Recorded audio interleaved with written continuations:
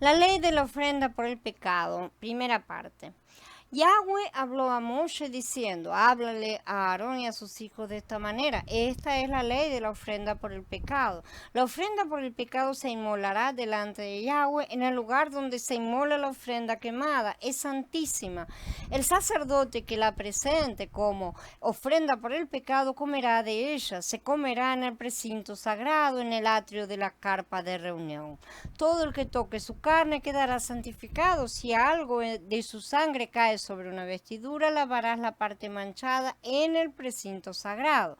Una vasija de barro en la que haya hervido deberá romperse. Si se hirvió en una vasija de cobre, la vasija se raspará y se enjuagará con agua. Solamente los varones de la línea sacerdotal pueden comer de ella. Es santísima. Pero no deberá comerse ninguna ofrenda por el pecado de la cual se trae sangre a la carpa de reunión para expiación en el santuario.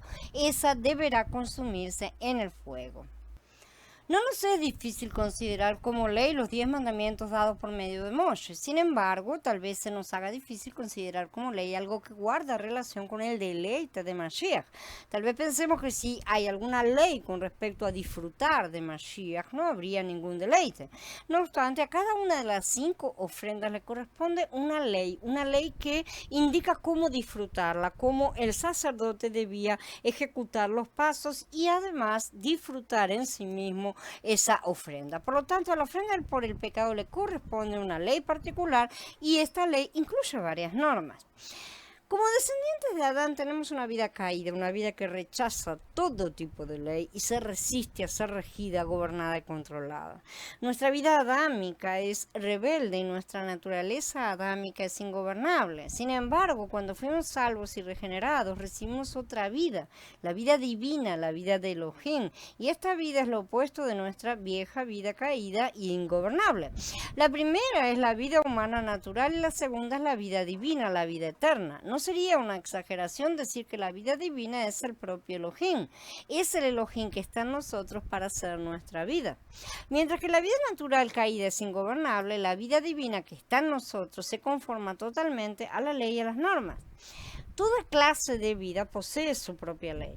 Por ejemplo, un pájaro vuela conforme a la ley de la vida del pájaro, se comporta, tiene su forma, tiene sus características de acuerdo a la ley de su especie. Un duraznero produce duraznos de acuerdo a su especie, como está escrito. Eso es la ley de vida de cada una de estas formas de vida, ¿no es cierto? Del mismo modo, la vida divina también tiene su propia ley.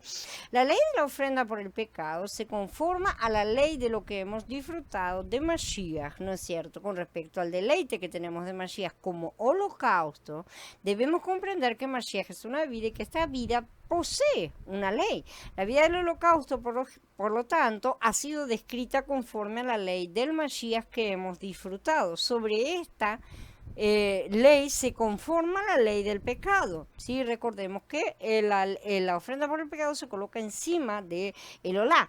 El mismo principio se aplica a las demás ofrendas también. La ofrenda de paz, la ofrenda de harina son una persona viviente, son Mashiach. Para nosotros ya no son animalitos que vamos matando por separado, sino que son todas aspectos diferentes de lo que Mashiach realizó. Por ser una persona viviente, además, Mashiach posee una vida con una ley. Así que la ley de la ofrenda de paz, la ley de la ofrenda de harina, corresponden a la ley de la vida de Mashiach. No son leyes nuevas, ni son leyes, obviamente, que se opongan a la ley de vida del Mashiach mismo, pues son partes de la única ofrenda. ¿Sí? Aparentemente la ley escrita tiene que ver únicamente con la ley de paz, la ofrenda de harina, el holocausto y todas por separado. En realidad, en nuestra experiencia, la ley de la ofrenda de paz y la ley de la ofrenda de harina llegan a ser una ley viviente y todas ellas, cada una que tengan normas levemente diferentes, responden a la misma ley de vida del único Mashiach, ¿sí? En primer lugar tenemos que la ofrenda por el pecado es degollada delante de Yahweh en el lugar donde se degüella el holocausto. Esto está en el pasuk 25 del capítulo 6 de Vayikra. Esto significa dos cosas. Primeramente que Mashiach, que es nuestra ofrenda por el pecado, fue inmolado delante de los Elohim, o sea, en su presencia. Y en segundo lugar que fue ofrecido como nuestra ofrenda por el pecado con base en el hecho de que Él también es el holocausto. Esto fue realizado una única vez durante su sacrificio, obviamente, todo al mismo tiempo, y nosotros lo tenemos en pasos como ya lo hemos aclarado. Tal vez pensemos que si traemos una ofrenda a Elohim podemos inmolarla en cualquier lugar. Mucha gente piensa que pueden hacerlo, sobre todo los que venimos del cristianismo sabemos que se nos enseña a ser bastante libertinos en todas las cosas. Pero aquí Elohim le exige a su pueblo degollar la ofrenda por el pecado delante de él en el lugar donde se degüella el holocausto. De manera que el holocausto tiene que haber estado primero. No menciona este asunto en otras ofrendas. La ofrenda debe ser presentada siempre conforme a las normas de Elohim, no conforme a lo que nosotros pensamos, porque nuestros pensamientos son así de chiquititos al lado de los del Padre. En esto vemos que aunque hoy en día disfrutamos a Mashiach como gracia realmente, mucho más ampliamente de lo que podían disfrutar antiguamente los israelitas, sigue habiendo normas con respecto al deleite que tenemos de Mashiach, las cuales debemos atacar. Todavía tenemos que obedecer, no hemos sido liberados para ser los desobedientes de siempre. En segundo lugar, tenemos que la ofrenda por el pecado es santísima. Esto significa que Mashiach, que es esa ofrenda de pecado presentada, era santísima en el sentido de que él puso fin de manera intrínseca, interna, al pecado en nuestra naturaleza y a nuestra naturaleza pecaminosa en su totalidad. El viejo hombre ha sido clavado en el madero, ¿no es cierto? La ofrenda por el pecado no solo pone fin al pecado que se manifiesta en nuestra conducta externamente, que es lo que vamos a ver en la próxima ofrenda, sino también el pecado que está en nuestra naturaleza intrínsecamente. Esa raíz de pecados no pueden ser separados unos del otro.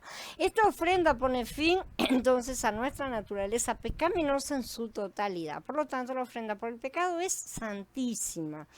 Nosotros pensaríamos que la ofrenda por el pecado es una cosa sucia porque está relacionada justamente con el pecado, que lo tenemos como una cosa corrupta, porque carga nuestro pecado, ¿no es cierto? Le ponemos, cuando la gente imponía las manos, traspasaba ese pecado a ese animalito, ¿no es cierto? Pero en verdad solo una cosa santísima puede cargar con nuestro pecado en representación nuestra. Por eso los animales tienen que estar perfectos, sin defecto, ¿no es cierto? Si no fuera santísimo, no podría representarnos, ni podría siquiera ser ofrecido. Obviamente, necesitaría un sacrificio por sí mismo y ahí ya invalida todo. Yahshua fue esta ofrenda no solo Kadosh, sino Kadosh, Kadoshim, o sea, santísima, por lo que él pudo poner fin al pecado de todos.